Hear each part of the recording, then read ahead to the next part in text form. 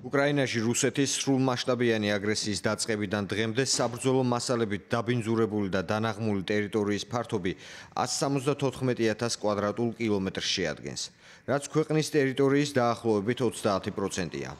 უკრაინის საგანგებო სიტუაციების მართვის სახელმწიფო სამსახურის ცნობით, მშვიდობიანი მოსახლეობისთვის განსაკუთრებით საშიშია ქვეით საწინააღმდეგო ნაღმები და კასეტური საბრძოლო მასალები, რომლებიც შორი მოქმედების სხვადასხვა სამხედრო საშუალებებით დისტანციურადაა განთავსებული უკრაინის ტერიტორიაზე. განაღმვითი სამუშაოები კი აქტიურად მიმდინარეობს რუსებისგან გათავისუფლებულ ადგილებში. ამ მომენტისთვის უკრაინის საგანგებო სიტუაციების სახელმწიფო სამსახურის მიერ შემოწმებულია 2400 სხვადასხვა სახის ობიექტი. 3600 კილომეტრზე მეტი საგზაო მაგისტრალი, 590 კილომეტრზე მეტი სარკინიგზო მაგისტრალი, დაახლოებით 7200 კილომეტრი ელექტროგადამცემი ხაზები და დაახლოებით 500 კილომეტრი გაზსადენი. რუსული აგრესიის დაწყებიდან ასაფეთქებელი საშუალებების გამო 780 ადამიანი დაშავდა, მათგან 251 დაიღუპა და 529 ადამიანმა სხვადასხვა სახის დაზიანება მიიღო. დაშავდა 77 ბავშვი და 13 მათგანი დაიღუპა. რუსეთის შეიარაღებული ძალები ფრონტის ხაზზე კასეტურ შეიარაღებას ავიაციისა და артиლერიის დახმარებით აქტიურად იყენებენ. ბოლო პერიოდში კი რუსეთი უკრაინას სახმელეთო იერიშებზე მეტად სწორედ საავიაციო და საარტილერიო დარტყმებს აყენებს.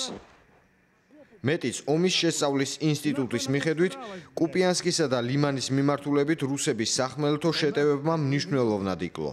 უკრაინის შეიარაღებული ძალების ინფორმაციით, გასულ დღეს რუსეთმა 83 საავიაციო და 63 საარტილერიო იერიში მიიტანა უკრაინის ტერიტორიაზე.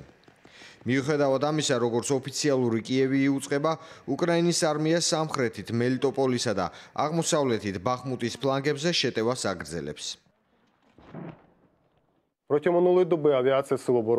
დღეს უკრაინის თავდაცვის ძალების ავიაციამ იმ ადგილებს, სადაც მოწინააღმდეგის პირადი შემადგენლობა, აღჭურვილობა და ტექნიკაა განთავსებული, 13 დარტყმა მიაყენა. გავანადგურეთ საზენიტო სარაკეტო კომპლექსები, რადიოელექტრონული ბრძოლის საშუალებები და უპილოტო საფრენი აპარატები. ჩვენმა სარაკეტო ძალებმა მნიშვნელოვანი დარტყმა მიაყენა რუსულ არტილერიას. საერთო ჯამში იერიშის შედეგად დაიღუპა 340 ოკუპანტი, განადგურდა 8 ტანკი, 10 ჯავშან მანქანა, 34 ერთეული საარტილერიო სისტემა და 34 ერთეული ოპერატიულ-ტაქტიკური დონის უპილოტო საფრენი აპარატი. ომის შესწავლის ინსტიტუტის ბოლო ანგარიშის მიხედვით, რუსები აქტიურად აგზავნიდნენ ვერტმფრენებს ფრონტის სამხრეთ მიმართულებაზე, მაგრამ მას შემდეგ, რაც უკრაინამ ჰაერსაწინააღმდეგო სისტემებს მიმართა, რუსეთმა ამ საფრენი აპარატების გამოყენება შეამცირა. ამჟამად კრემლი უფრო მეტად დამრტყმელ ავიაციას და არტილერიას იყენებს.